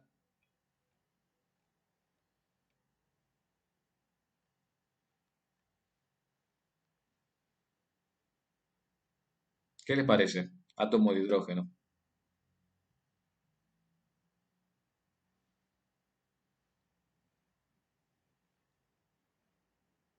¿No se les ocurre nada? ¿Están muy cansados ya? Entonces, ¿cómo les parece que será? Muy bien. ¿Cómo? Ah, en el caso del átomo de hidrógeno, ¿cómo les parece que es la atracción del núcleo para con el único electrón que tiene? Es una atracción electrostática bastante fuerte. Por lo tanto, el radio, ¿cómo les parece que será? Demasiado compacto, exactamente. Y si quisiéramos hacer una analogía, digamos, o no una analogía, una extrapolación a la tendencia del radio en la tabla periódica, diríamos que el radio atómico crece ¿en qué sentido en la tabla periódica? Desde derecha hasta izquierda. Desde derecha a izquierda ustedes van a observar ¿estoy diciendo bien? Es compacto. Esperen un segundo que creo que les dije al revés recién. Radio atómico, exactamente. La disminución del radio atómico va ¿en qué dirección? La disminución del radio atómico. ¿En qué dirección va la disminución del radio atómico? Muy bien. De izquierda a derecha, a ver, nos ponemos de acuerdo. Se me hizo una confusión en la cabeza también de conceptos. Muy cansado. Veamos, el radio atómico lo queremos relacionar con la carga nuclear efectiva. Analicémoslo de ese modo. Porque a mí no me gusta hablar tanto de izquierda a derecha porque se me termina confundiendo como pasó ahora. Pero analicémoslo con la carga nuclear efectiva. Cuanto mayor sea la carga nuclear efectiva, cuanto mayor sea la carga nuclear efectiva, ¿cómo va a ser el radio? ¿Más pequeño o más grande? Cuanto mayor sea la carga. Muy bien. Cuanto mayor sea la carga nuclear efectiva, más pequeño va a ser el radio. La carga nuclear efectiva está relacionada con qué cosa? Con el número atómico. ¿Estamos de acuerdo? La carga nuclear efectiva está relacionada con el número atómico. Por lo tanto, en un periodo, ¿cómo aumentará la carga nuclear efectiva?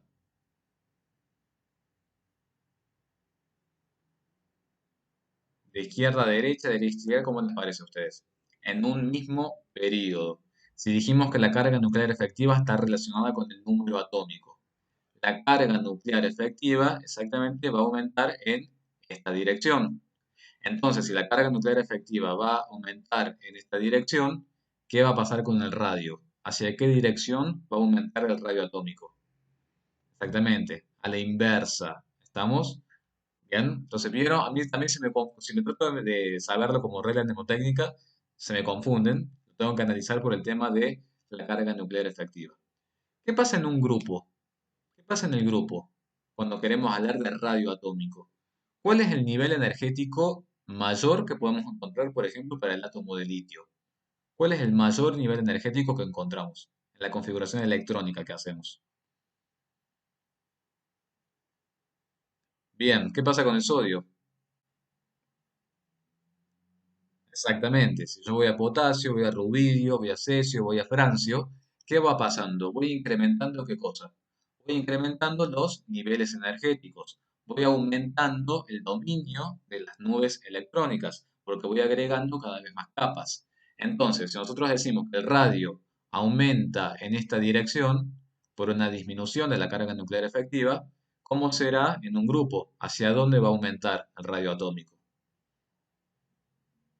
El radio atómico va a aumentar desde arriba hacia abajo o de abajo hacia arriba.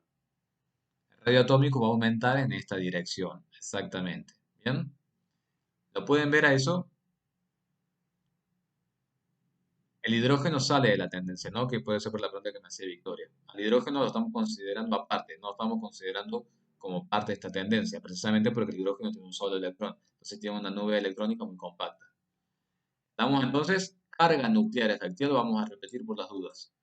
Carga nuclear efectiva está relacionada con el número atómico. ¿Por qué? Porque es la carga positiva que un electrón percibe de parte de su núcleo. ¿Hacia dónde aumenta el número atómico en un periodo? Dijimos que aumenta en esta dirección. Por lo tanto, la carga nuclear efectiva también va a aumentar en esa dirección. Si la carga nuclear efectiva hacia los electrones aumenta, quiere decir que las nubes electrónicas se compactan cada vez más. Por eso, si la carga nuclear efectiva aumenta en esta dirección, el radio tiene que disminuir en esa dirección. ¿Hacia dónde aumenta la energía de ionización? ¿Hacia dónde aumenta la energía de ionización? Aumenta en esta dirección precisamente porque nos vamos yendo desde los metales hacia los no metales, los cuales tienen mayor tendencia a ganar los electrones. ¿Bien? ¿Y qué pasa en un grupo? ¿Qué pasa en un grupo con el radio atómico? Aumenta en esa dirección porque van aumentando las capas electrónicas, van aumentando los niveles de energía, va aumentando el dominio de la nube electrónica. En un grupo, lamentablemente, solamente lo podemos aplicar dada la variedad, digamos, de propiedades que existen entre los elementos, las propiedades periódicas en los grupos las explicamos a partir del agregado de niveles de energía. Por eso es que se dice que en un grupo aumenta en esa dirección el radio atómico. Veamos este ejercicio, así nos concentramos de nuevo en la energía de ionización. Lo que les dije recién era todo como un pantallazo de todas las propiedades periódicas. Pero vayamos de nuevo a la energía de ionización. Nos tenemos que concentrar en el átomo de litio. ¿Cuántos electrones tiene el litio? 3 electrones. Tiene un Z de 3. La configuración electrónica sería 1s2 y 2s1. Y fíjense que el ejercicio, que es el ejercicio 9, me dice que el primer y segundo potencial de ionización es 520 y 7300 kJ por mol. Me preguntan, ¿a qué se debe que la primera energía de ionización sea mucho más pequeña que la segunda energía de ionización?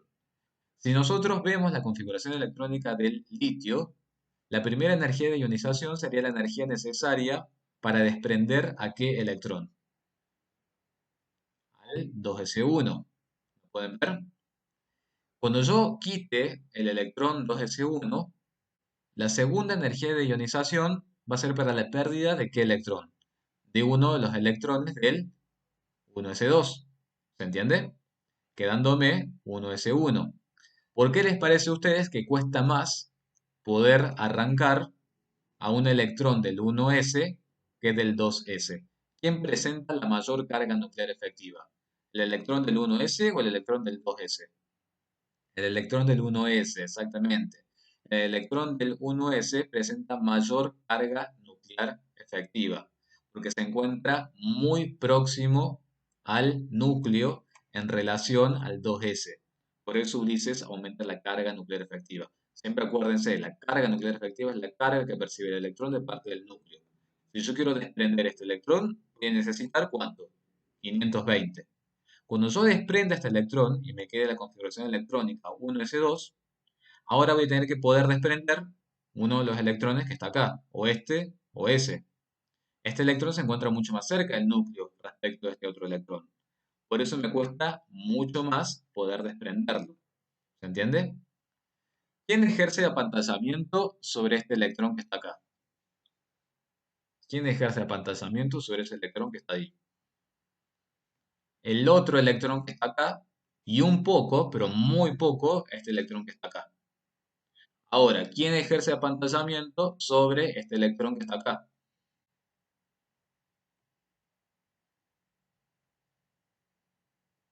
Son estos electrones exactamente del otro nivel. Exactamente, ¿bien? ¿Por qué decimos que la carga nuclear efectiva es mayor para los electrones del nivel 1? Y en eso se resume todo el ejercicio. ¿Por qué decimos que el Z efectivo es mayor para los electrones del nivel 1? Simplemente, exactamente azul, simplemente porque están más próximos al núcleo. Y esa es toda la respuesta, ¿bien?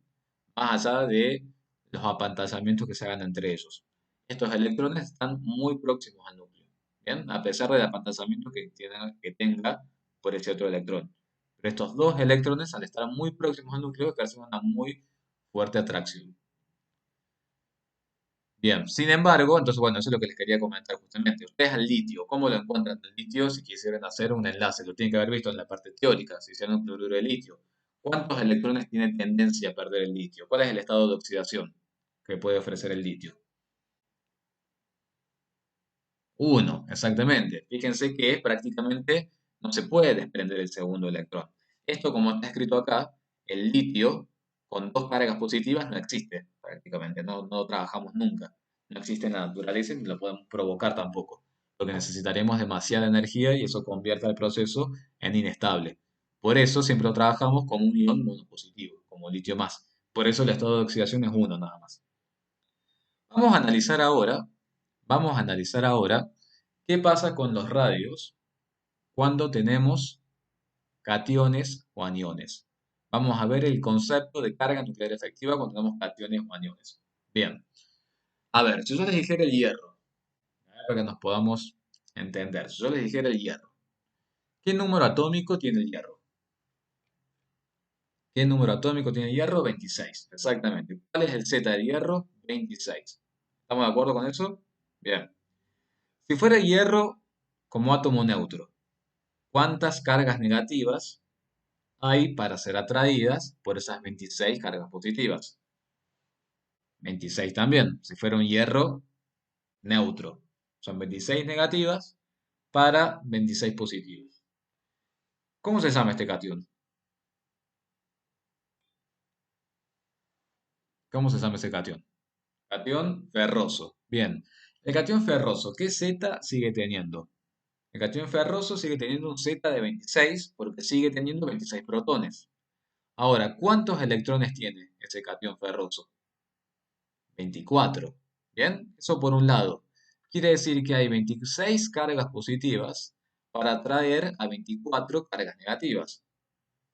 ¿Qué pasa con este catión, que es el catión férrico?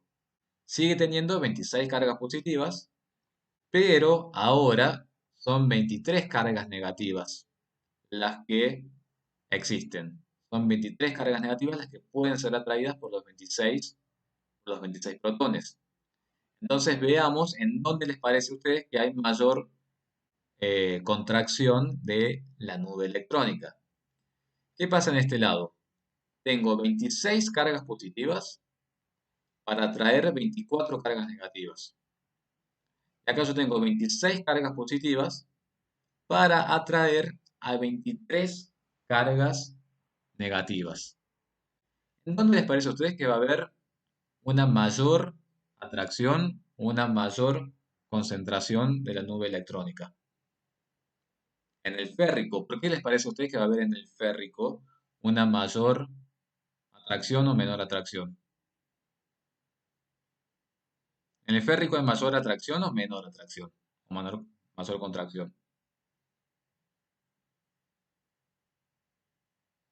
Bien, a ver, lo analicemos, a ver qué me están diciendo en el chat.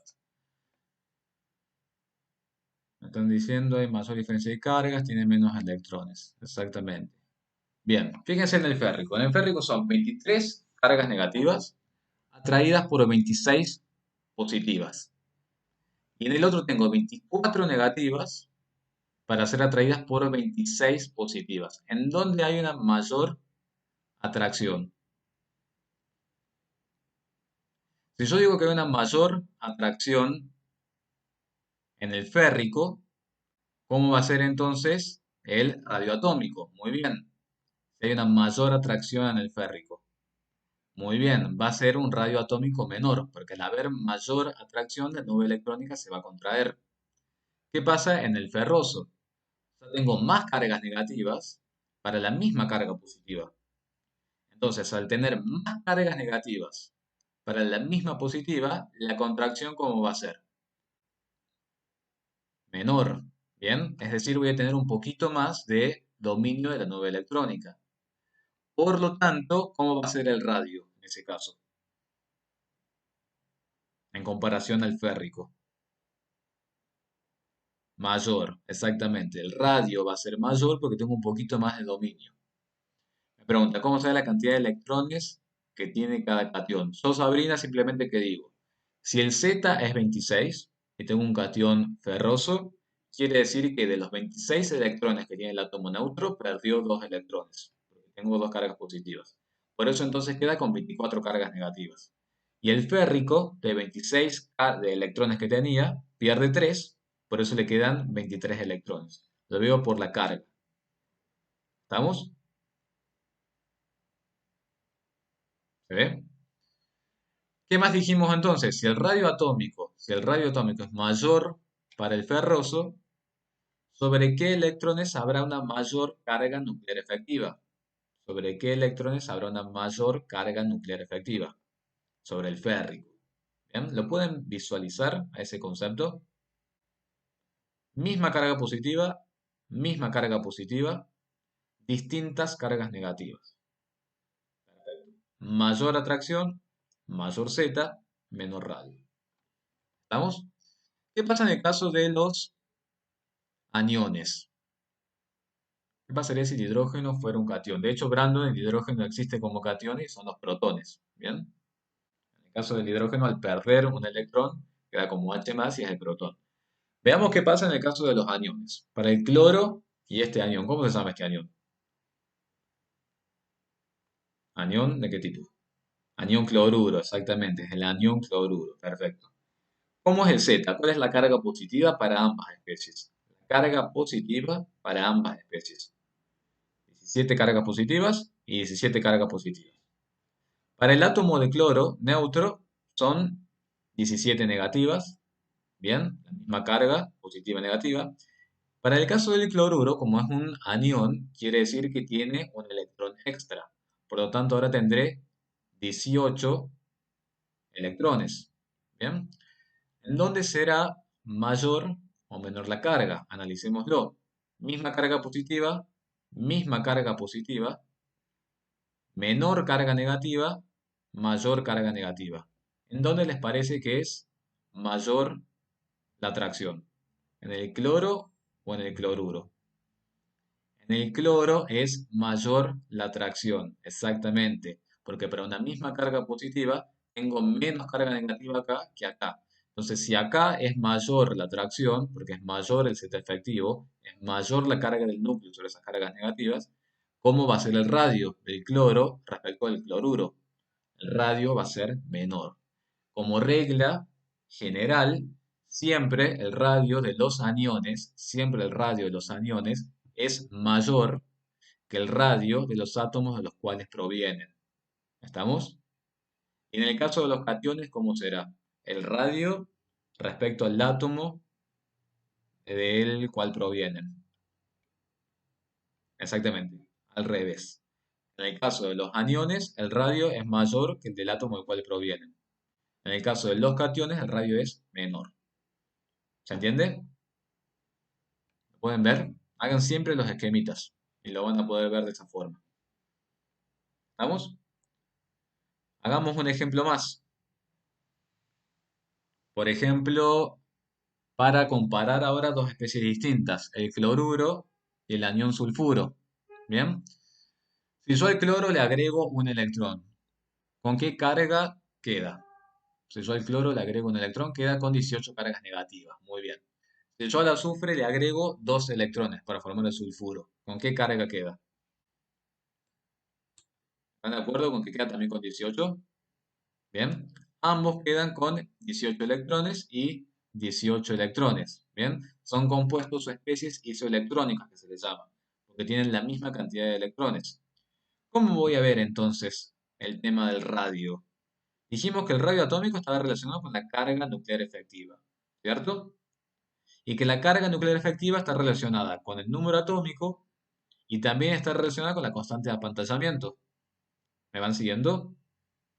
Pero ¿cómo hago con el tema de la constante de apantallamiento si tengo exactamente los mismos electrones? Porque tengo 18 electrones de un lado, tengo 18 electrones del otro lado. ¿Quién me va a terminar de definir entonces la carga nuclear efectiva? El que tenga el núcleo más poderoso. El que tenga el núcleo más poderoso va a ser el que va a atraer a los electrones con mayor fuerza. ¿Se entiende? ¿Quién tiene el mayor Z? ¿El cloro o el azufre? El cloro exactamente tiene el mayor Z, es el mayor número atómico, tiene el núcleo más poderoso, tiene más fuerza para atraer a los 18 electrones. Entonces, si el cloro tiene el mayor Z, tiene el núcleo más poderoso, ¿cómo va a ser su radio respecto al sulfuro? Menor, exactamente. Vamos con el caso del magnesio y el magnesio catiónico y el aluminio catiónico. Si yo al magnesio le quito dos electrones, ¿con cuántos electrones queda? Hagan la cuenta, me dicen.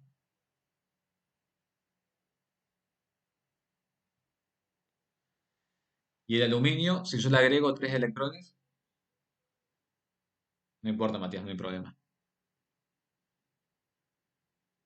A ver, si yo el magnesio pierde, si el magnesio pierde dos electrones y el aluminio después pierde tres electrones, ¿con cuántos electrones quedan ambos átomos?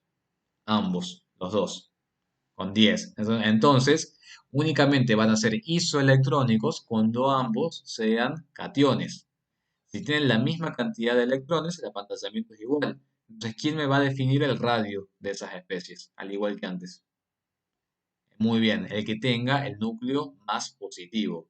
Quien tenga el núcleo más positivo va a ser el que ejerza mayor carga nuclear efectiva sobre sus electrones. El aluminio tiene un Z mayor al magnesio. Al tener el aluminio un Z mayor al magnesio, catiónico y catiónico, tendrá un mayor Z efectivo. Si el Z efectivo es mayor, ¿cómo será el radio del aluminio respecto al del magnesio? Menor. Todo surge, absolutamente todo surge del núcleo y su positividad. Por ahí no se dan cuenta, hagan estos esquemitas como yo los hago. Pueden hacer, si quisieran, el del magnesio más 2 y el del aluminio, ver cuántos electrones le queda, cuántos electrones le queda y ver la carga. Si quieren, lo podemos hacer imaginariamente. ¿Cuántos dijimos que teníamos acá? 10 negativos y 10 negativos, ¿puede ser? 10 negativos y 10 negativos. ¿Y el magnesio cuánta carga positiva tenía? Bien, ¿y el aluminio?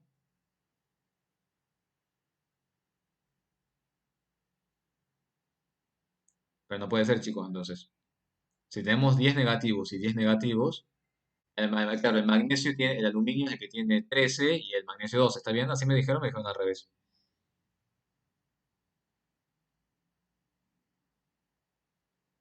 Perfecto. El magnesio tiene 12 cargas positivas para los 10 electrones y el aluminio tiene 13 cargas positivas para los 10 electrones. Obviamente que el aluminio tiene mayor fuerza para atraer a esos mismos 10 electrones y por eso su radio es menor porque la carga nuclear efectiva es mayor. ¿Bien? ¿Me han seguido o ha sido muy trabalenguas esta clase? ¿Se entiende un poco, más o menos, para que después lo vuelvan a ver? Hagan los esquemitas y se van a dar cuenta. Bien. A ver si podemos hacer estos ejercicios, pero bueno, este lo vamos a dejar para la clase que viene.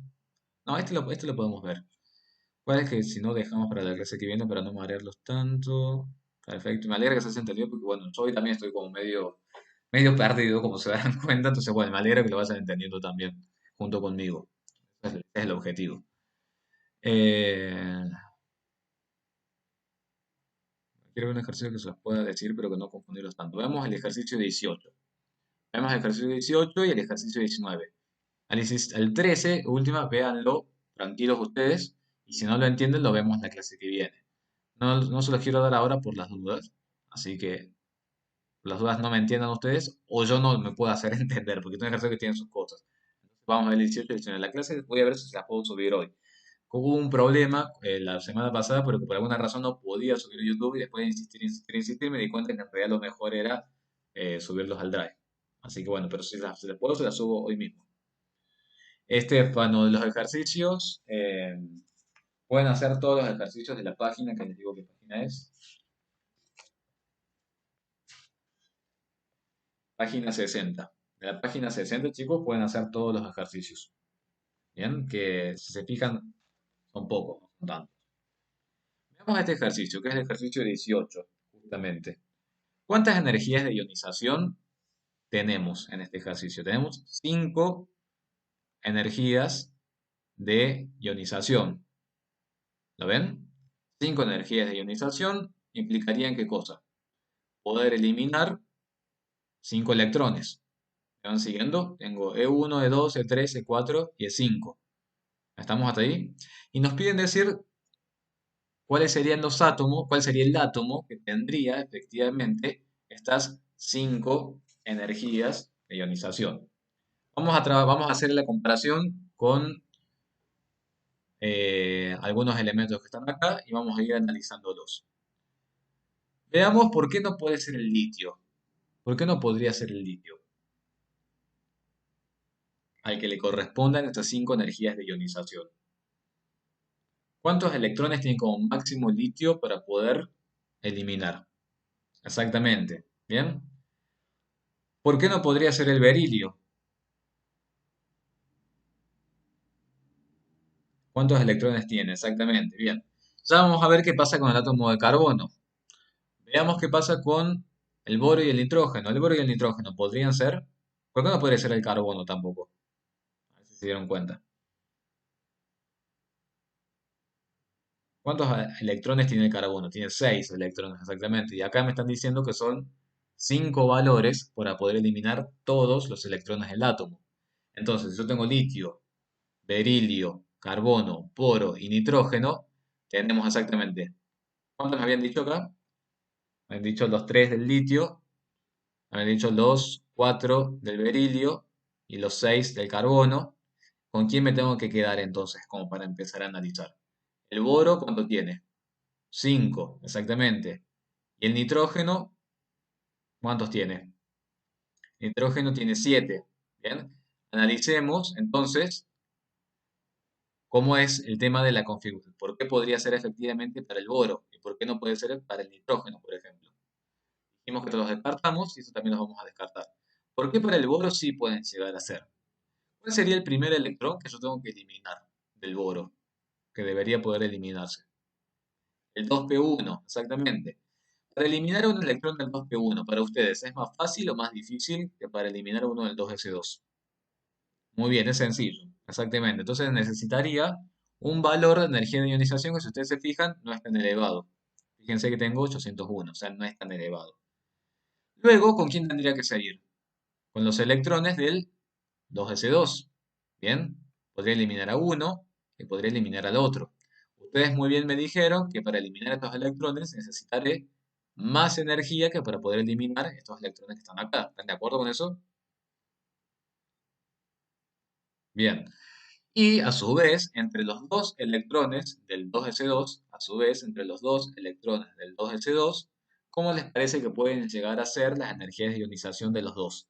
Están los dos en el mismo nivel. No tendría que haber mucha diferencia exactamente, porque están los dos electrones exactamente en el mismo nivel y el mismo subnivel. Comparemos y veamos. Tenemos 2427 y 3660. En comparación con los números que tenemos después, podemos decir que la energía de ionización 2 y la energía de ionización 3 son similares. ¿Lo van viendo? Supongamos que pudimos extraer el 2p1, extraer los 2s2. ¿Con quién tengo que seguir después? Con los de 1s2. ¿Estamos de acuerdo? Bien. Para ustedes, eliminar los electrones del 1s2. ¿Será más sencillo o más complicado que poder eliminar los del 2s2 y el 2p1? Mucho más complicado, exactamente. Y a su vez, entre ellos, ¿cómo debería ser la relación? A su vez, entre ellos.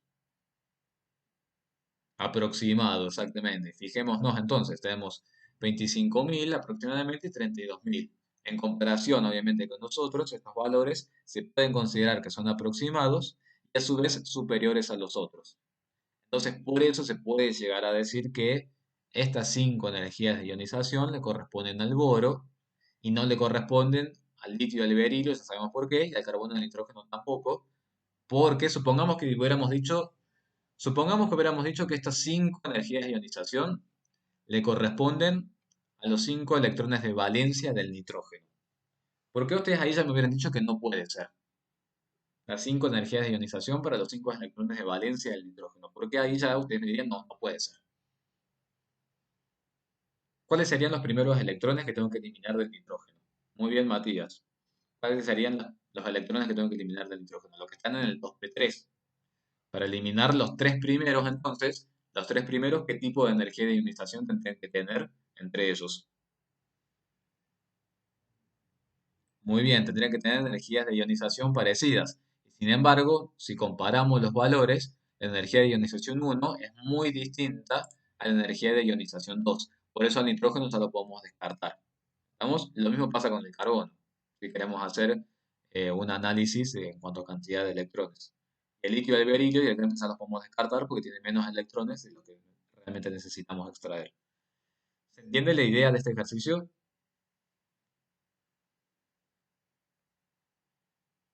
El resto, bien. ¿A qué hora tienen el teórico? ¿Cuatro o cuatro y cuarto? A las cuatro. Entonces ya los dejo en paz. Es una clase para todos, para mí también. Bien, entonces, ¿qué queda, chicos? La semana que viene vamos a arrancar directamente con el enlace. Me gustaría que ustedes vean todos los ejercicios que están en la guía, que son únicamente los de esa página, sé que no son tantos ejercicios. Al 19 lo tienen acá resuelto, me gustaría que lo vean, cualquier cosa me lo consulten. Y al 13 no hay problema si quieren que lo veamos directamente en la clase que viene. ¿Vamos? No recuerdo qué página les dije. ¿Qué página era? ¿60 puede ser? A ver. Sí, página 60. Está la mayor parte de los ejercicios resueltos. Me gustaría que intenten hacer todos y sobre todo vean el 19. La clase que viene vamos a tomar los primeros 15 minutos para repasar las dudas que hayan tenido de esto, que es muy factible que las tengan. No hay ningún problema porque es un tema que a mi punto de ver hasta es un poquito más complicado que enlaces porque hay como que darse cuenta de varias cosas. Y el resto de la clase vamos a ver directamente enlace iónico y la primera parte de Lewis y los enlaces covalentes. ¿Estamos entonces? ¿Alguna otra duda que quieran consultar? Disculpen si fue medio trabalengua, en realidad en un momento toda la clase con las variaciones de las propiedades. Espero no haberlos mareado tanto, la verdad. Voy a cerrar esto. Bueno, entonces chicos, nos vemos el martes que viene. Cuídense, estudien y cualquier cosa me escriben. ¿Estamos? Chao chicos.